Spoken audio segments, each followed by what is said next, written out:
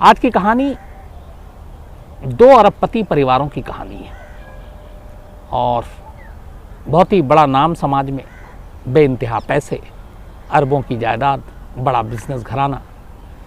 इनमें से एक परिवार जिसका नाम श्रेयन देवानी, ये भारतीय मूल के ब्रिटिश अरबपति, इनका अपना बहुत बड़ा कारोबार बिजनेस का, श्रेयन देवानी का। तो यह हैं भारतीय लेकिन ब्रिटेन में जाकर बस गए और इनका अपना अच्छा खासा धंधा बिजनेस चल रहा था।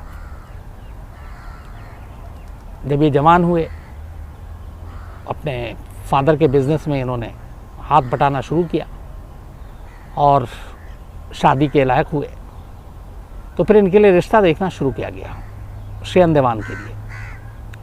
धीरे धीरे बहुत सारी लड़कियां देखी गईं और आखिर में एक भारतीय ही मूल की एक स्वीडिश लड़की जिसका नाम एनी था, वो भी भारतीय मूल की थी लेकिन वो स्वीडन में जाकर बस गई। उनके पिता भी अच्छे खासे बिजनेसमैन, बड़े, वो भी अरबपति। तो वहाँ पे जाके बात बनी, दोनों परिवार वाले एक दूसरे से मिले, लड़का लड़की से मिला, श्रेयान एनी से मिला, एनी श्रेयन से मिले और फिर दोनों में रिश्ता तय हो गया। तो ये इत्तेफाक की बात थी कि एक लड़का और एक लड़की जो दो हैं तो हिंदुस्तानी, भारतीय, लेकिन दोनों अलग अलग देश में जाकर बस गए।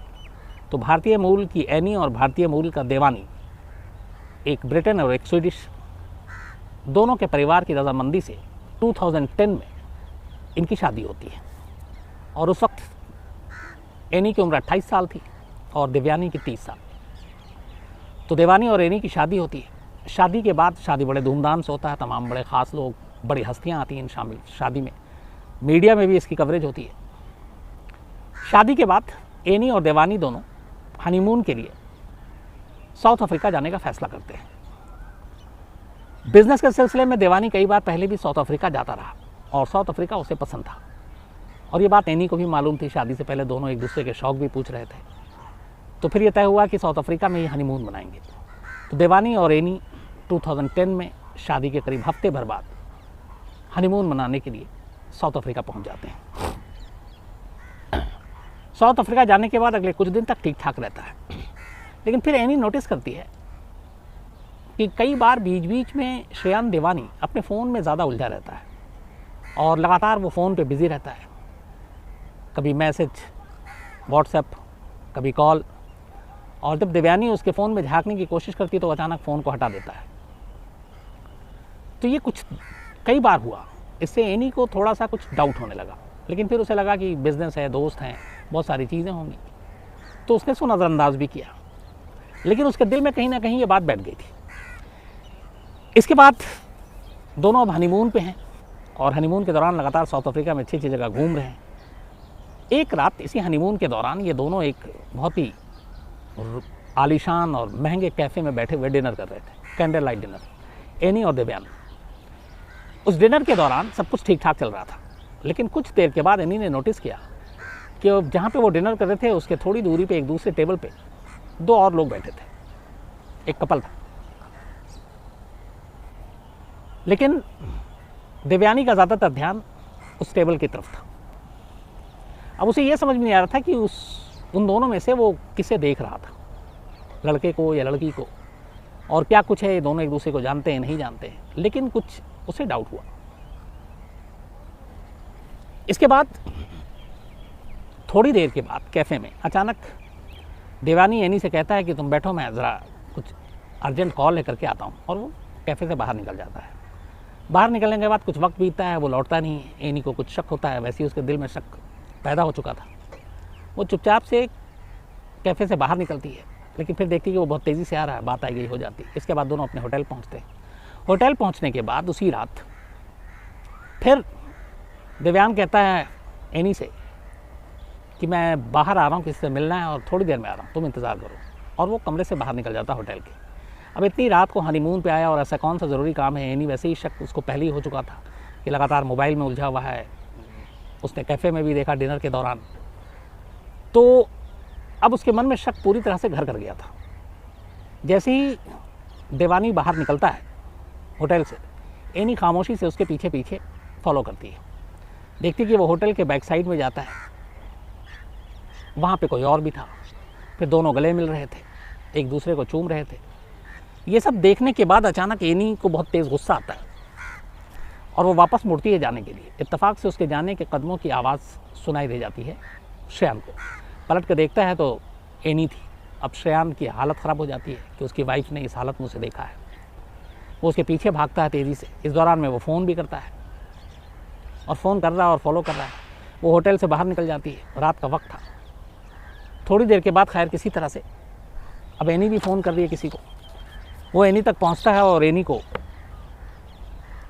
पकड़ लेता है। बट इस सारी कवायद में करीब 5-7 मिनट बीत चुके थे। इसी दौरान में वो एनी से भी बात कर रहा था और समझा रहा था कि तभी एक गाड़ी आकर रुकती है और उस गाड़ी में 3 लोग थे और उस गाड़ी में जो 3 लोग थे उसमें से 2 बाहर उतरता है। गन पॉइंट पे श्रेयान देवानी और एनी दोनों को गाड़ी में बिठा लेता है और इसके बाद अपने साथ ले जाता है। अब इसके बाद अगले 2 दिन तक ये दोनों गायब।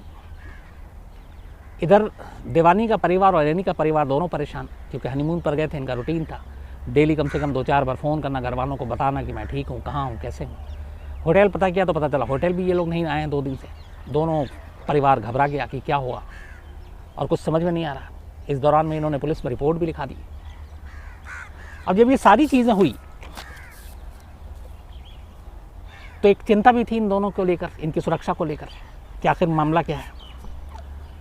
2 दिन के बाद अचानक श्रेयान देवानी का फ़ोन उसके घर पे जाता है और वो बताता है अपनी कहानी। घर वाले उसका फ़ोन सुन के पहले तो बहुत खुश होते हैं, 2 दिन से परेशान थे, क्या हुआ। तो बताता है कि ऐसे ऐसे हम दोनों होटल के बाहर निकले थे और अचानक एक गाड़ी में कुछ लोग आए, 3 लोग थे और उन्होंने हम दोनों को किडनैप किया और अपने साथ ले गए किसी गुमनाम जगह पर। 2 दिन के बाद मैंने उन्हें कुछ पैसे वैसे की बात की थी कि मैं दे दूँगा। उन्होंने मुझे एक गाड़ी में छोड़ दिया इस धमकी के साथ कि किसी को हमारे बारे में बताया तो जान से मार देंगे, और मैं किसी तरह निकल आया। उन्होंने पूछा एनी कहाँ है, तो उसने कहा कि उन्होंने एनी को गोली मार दी। हालांकि हम दोनों को अलग अलग बंधक बना के रखा था, लेकिन उन्होंने ही मुझे बताया कि उन्होंने एनी को गोली मार दी है। अब ये बात एनी के घर तक पहुंची। एनी के घर वाले परेशान हो गए सुनकर, चूँकि बड़े लोग थे, अरबपति। साउथ अफ्रीका पहुँचे, वहाँ पे इन्होंने अपने दबदबे और हैसियत के हिसाब से पुलिस पे भी दबाव डाला। पुलिस ने केस दर्ज किया। केस दर्ज करने के बाद अब पुलिस ने ढूंढना शुरू किया। तो अब वो CCTV फुटेज और बाकी चीज़ों के ज़रिए आखिरकार उस कार का पता चला जो वारदात वाली रात इस्तेमाल में किया गया था। उस कार के बाद एक शख्स को गिरफ्तार किया गया। उसने बताया कि हाँ वो उस रात था। फिर उसकी निशानदेही पे 2 और लोगों को गिरफ्तार किया गया। तो कुल मिलाकर पता चला कि उस कार में उस रात 3 लोग थे। उसका जो टैक्सी का ड्राइवर था उसका नाम था जोला टोंगो। उसका एक साथी था माजीवा मडोडा और एक तीसरा था जेलिले। तो इन तीनों को जब साउथ अफ्रीका पुलिस ने गिरफ्तार किया तब उन्होंने कहा कि हाँ ये जुर्म मैंने किया है, एनी को मैंने गोली मारी, कत्ल किया। तो पुलिस ने पूछा कि फिर तुमने श्रेयान देवानी को क्यों छोड़ा। तब इन तीनों ने बयान दिया कि असल में मुझे श्रेयान देवानी ने ही हायर किया था एक सुपारी किलर के तौर पर एनी को रास्ते से हटाने के लिए, और उसने पैसे दिए थे। अब जब ये बात सामने आई तो सीधे सीधे एक कत्ल का मुलजिम बन गया श्रेयान देवानी, एक अरबपति। लेकिन इस बीच में जब ये सारी चीज़ें हुई और ये तीनों पकड़े गए, उस दौरान में कई दिनों का गैप था। तब तक श्रेयान देवानी साउथ अफ्रीका से वापस ब्रिटेन पहुंच जाता है और अब वो ब्रिटेन में है। इधर उसके आने के बाद ये तीनों पकड़े जाते हैं और वो खुलासा करते हैं और बयान देते हैं कि उन्होंने ये कत्ल श्रेयान देवानी के कहने पे किया और उसी ने सुपारी दी थी। अब साउथ अफ्रीकन पुलिस को श्रेयान देवानी की तलाश थी। वो ब्रिटेन से बात करते हैं। दोनों में चूँकि प्रत्यर्पण संधि का एक समझौता ऑलरेडी था, तो इसके बाद ब्रिटेन भी साउथ अफ्रीका पुलिस की अपील को मान लेती है और श्रेयान देवानी को साउथ अफ्रीका भेज दिया जाता है। वहाँ उसे पकड़ा जाता है। इसके बाद मुकदमा चलता है। इस दौरान में अदालत जो ड्राइवर था जोला टोंगो, मजिमा डोडा और जेलिलो, इन तीनों पे मुकदमा चलाने के बाद जो मगेनी था एक इसमें से मेन जिसने गोली चलाई थी, उसको उम्र कैद की सज़ा सुना दी थी। लेकिन मगेनी को ये जब सज़ा सुनाई गई और वो जेल गया तो जेल में उसकी अचानक मौत हो जाती है, वो नेचुरल डेथ थी। जबकि दूसरा जो ड्राइवर था उसको 25 साल की सज़ा होती है और एक तीसरा टोंगो था वो सरकारी गवाह बन जाता है, लेकिन उसके बावजूद उसे 18 साल की सज़ा होती है। तो एक को उम्र कैद, एक को 25 साल और एक को 18 साल। एक की मौत हो गई, एक सरकारी गवाह बना, इसलिए उसको 18 साल की सज़ा हुई। अब मुकदमा आया सीधे सीधे मेन अक्यूज़ के ऊपर, यानी श्रेयान देवानी के ऊपर। अब शयन देवानी को लेके एक तो अरबपति, कत्ल का मुकदमा, सुपारी देने की बात, कातिल खुद एक्सेप्ट कर रहा है। ये मुकदमा शुरू होता है और मुकदमा चलता है और इस मुकदमे में बड़े उतार चढ़ाव आते हैं। पहली चीज़ जो एनी के घर वाले जानना चाहते थे कि आखिर ऐसी क्या बात हुई कि हनीमून पर शयन ने एनी का कत्ल करवाया, जबकि इन दोनों की मर्जी से शादी हुई थी। दोनों शादी से पहले कई बार मिले जुले थे, अकेले में भी मिले थे, और दोनों की सहमति के बाद घर वालों ने अपनी सहमति और मंजूरी दी और उसके बाद शादी हुई। तो जब मर्जी से शादी हुई, दोनों ने खुशी खुशी शादी की, तो शादी के हफ्ता 10 दिन के बाद ऐसी कौन सी चीज़, ऐसा कौन सा राज सामने आया जिसकी वजह से एनी की जान गई। इस चीज़ को लेकर शयन देवानी अदालत में लगातार खामोश रहा। उसने रीज़न कुछ नहीं बताया। वो खुद को बेकसूर बताता रहा और उसने ये भी कहा कि इन 3 लोगों ने जिसने उसके ऊपर तोहमत लगाई है कि मैंने सुपारी दी है, ये झूठ है। उसने कत्ल की बात कभी मानी ही नहीं और ये लगातार कहता रहा कि इन तीनों से मेरा कोई वास्ता नहीं और ये तीनों को मैं नहीं जानता हूँ। साउथ अफ्रीकन पुलिस पूरे मामले की इन्वेस्टिगेशन करती रही, लेकिन एक चीज़ पे आके वो फंस गई। इन तीनों के साथ शयन देवानी का कोई link south African police establish नहीं कर पाई, पैसा देने का, फ़ोन रिकॉर्ड्स या बाकी चीज़ें। हालांकि इन तीनों का कहना था कि उन्होंने कभी फ़ोन पे बात नहीं की, कभी कुछ नहीं की, डायरेक्ट आमने सामने बात हुई थी। पुलिस अपनी जांच करती रही, लेकिन इधर ये लगातार इनकार करता रहा और मोटिव कि क्यों कत्ल हुआ ये भी नहीं बता पाया। फिर अदालत में अचानक एक ट्विस्ट आता है और शयन देवानी ये कहता है कि जब ये पूछा गया कि तुम दोनों में झगड़ा हुआ, लड़ाई हुई, ये तो रिकॉर्ड पे है, क्योंकि जिस रेस्टोरेंट में या जिस होटल के बाहर ये लोग गुस्से में निकली थी, उसके सीसीटीवी फुटेज से उससे पता था कि दोनों मियाँ बीवी में झगड़ा हुआ है। तब उसने अदालत में एक चीज़ बताई।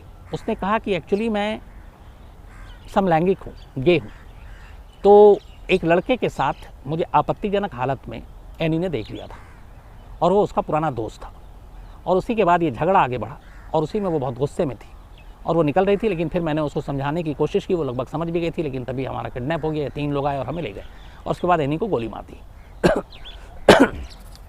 लेकिन इस कत्ल का एनी के कत्ल से कोई रिश्ता नहीं था, मतलब इस रिश्ते का एनी के उससे कोई रिश्ता नहीं था। ये बात चलती रही। फिर उससे पूछा गया कि उस रेस्तरां में जहाँ पे आप लोग कैंडल लाइट डिनर कर रहे थे, वहाँ पे आपका भी झगड़ा हुआ, सीसीटीवी फुटेज में साफ था कि एनी खुश नहीं थी। तब उसने बताया कि जिस टेबल पे एक कपल बैठा हुआ था, दरअसल उस कपल में उस लड़की को नहीं, बल्कि उसमें एक फोटोग्राफर था जो ब्राज़ीलियन नेशनल था, ब्राज़ील का सिटीज़न था और वो उसका बहुत पुराना दोस्त था और उन दोनों के बीच में समलैंगिक रिश्ते थे और इत्तेफाक से वो उस वक्त साउथ अफ्रीका आया हुआ था और वहीं उसने देखा और उसके बाद वो उस रात उस रेस्तरां के बाहर वो उससे मिला भी था। दोनों गले वले मिल रहे थे और तब एनी ने देख लिया था। तो यहाँ तक तो ये बात सामने आई, लेकिन इस कत्ल को लेकर वो लगातार इनकार करता रहा, मुकदमा चलता रहा। साउथ अफ्रीकन पुलिस इसके ऊपर उंगली भी उठी कि शायद ये बड़े लोग, और जैसे अपने देश में भी होता है कई बार पुलिस अपना काम, अपनी जांच ईमानदारी से नहीं करती है, सबूत जो है वो जानबूझ के अनदेखा कर देती है, सबूत पेश ही नहीं करती है, इससे छूट जाते हैं गुनहगार। तो साउथ अफ्रीकन पुलिस भी कई मामलों में और रिश्वत और इन सारी करप्शन के मामले में बहुत बदनाम पुलिस फोर्स है। तो कहते हैं कि शायद पैसे के बलबूते पे इस केस को कमज़ोर किया गया। 2014 में 2010 में ये कत्ल हुआ था, 4 साल मुकदमा चला। 2014 में साउथ अफ्रीका की अदालत ने सबूतों के अभाव में शयन देवानी को एनी के कत्ल से बरी कर दिया और कहा कि कोई ऐसा सबूत नहीं है, कोई मोटिव नहीं है, कोई लिंक नहीं इस्टेब्लिश हुआ और सिर्फ उन 3 लोगों को सज़ा हुई थी, जिसमें एक उम्र कैद, एक को 25 साल और एक को 18 साल, जो सरकारी गवाह बना। लेकिन मेन जिन्होंने कहा था इन तीनों ने कि हमें किसने पैसे दिए, किसने सुपारी दी, उसको बरी कर दिया गया। उसको लेके भी बड़े उंगलियां उठी। 2014 में जब वो बरी हो गया, इसके बाद उसके वापस ब्रिटेन जाने का रास्ता साफ हो गया और शयन देवानी साउथ अफ्रीका से वापस ब्रिटेन पहुंच गया एक आज़ाद नागरिक के तौर पर और फिर से अपने बिजनेस और बाकी चीज़ों में लगा। इधर एनी के पेरेंट्स लगातार रो रहे थे कि उनके साथ इंसाफ नहीं हुआ। ये तक पता नहीं था कि एनी का कत्ल क्यों किया गया। 3 साल गुजर जाते हैं। 2014 में कोर्ट का फैसला आया था और शयन देवानी बरी हुआ था। 2017 में शयन सोशल मीडिया के ज़रिए एनी के कत्ल का एक तस्वीरों के जरिए जवाब देता है। वो एक फ़ोटो पोस्ट करता है 3 साल के बाद जब वो बरी हुआ था और ये फ़ोटो था एक ब्राज़ील का फोटोग्राफ़र है जो बहुत ही मशहूर फोटोग्राफ़र वहाँ का, मार्टिन्स, उसके साथ फ़ोटो थे और वो बड़े ही अंतरंग रिश्ते वाले कुछ फ़ोटो थे और सोशल मीडिया पे बाकायदा पोस्ट किया और उसने अपने और उस फोटोग्राफ़र मार्टिन्स के बीच के रिश्तों का भी इस पोस्ट में खुलासा किया कि वो दोनों दोस्त हैं, दोनों गे हैं, दोनों समलैंगिक हैं और दोनों एक साथ रहना चाहते हैं। और इनका उसने ये भी कहा कि कई सालों से रिश्ता है। इसके बाद कहते हैं कि श्रेयांश के देवानी के घर वालों ने भी इस रिश्ते को मंजूरी दे दी। तो दो लड़कों के बीच की बात कर रहा हूँ। और तब इस पोस्ट से जो खुद श्रेयांश देवानी ने किया था, एनी के घर वालों को लगा कि एनी का कत्ल क्यों किया गया था। उनका मानना था कि ये गे था, एनी ने देख लिया था और उस वक्त उसे ये डर था कि अगर ये एक तो बड़ा बिजनेस टाइकून, अरबपति, ये सारी चीज़ें अगर उसने खोल दी तो परिवार, बिजनेस सब पे बड़ी बदनामी होगी। और इस वजह से ही एनी के घर वालों का शक है कि श्रेयांश ने एनी को रास्ते से हटा दिया। और साउथ अफ्रीका चूँकि वो हमेशा जाता था बिजनेस ट्रिप पे, तो उसके वहाँ पे बड़े अच्छे लिंक थे, लोगों को जानता था, तो उसके लिए ये काम कराना बहुत मुश्किल काम नहीं था। एनी के परिवार वालों का ये कहना है कि जब शादी हुई थी तब सारी चीज़ों की उन्होंने जांच की थी। दोनों बहुत ही, परिवार ऐसा भी नहीं था कि अरबपति तो थे, लेकिन बहुत खुले मिजाज के परिवार ये नहीं था दोनों में से। लेकिन उनका ये इल्ज़ाम था कि श्रेयांश अगर गे था तो शादी से पहले उसने इस बात को छुपाया। अगर वो बता देता एनी को या उनके घर वालों को ये पता होती तो वो ज़िंदगी में एनी की शादी श्रेयांश से नहीं करते। लेकिन उसने इस इतने बड़े झूठ को जो है, सच को छुपाया और बताया नहीं। तो कुल मिला के इस कहानी में ये है कि एक अरबपति ने अपनी अरबपति पत्नी का कत्ल किया, उसके ऊपर इल्ज़ाम लगा, लेकिन सबूतों के अभाव में अदालत ने उसको बरी कर दिया। वो आज भी आज़ाद है और खुलेआम अब वो स्वीकार करता है कि वो एक गे है, उसके रिश्ते हैं। सोशल मीडिया पे भी अब पोस्ट करने में उसे कोई झिझक नहीं होती, कोई हिचक नहीं होती। लेकिन एनी के घर वालों को आज भी इस बात का अफसोस है कि उनके साथ इंसाफ नहीं हुआ, उन्हें इंसाफ नहीं मिला।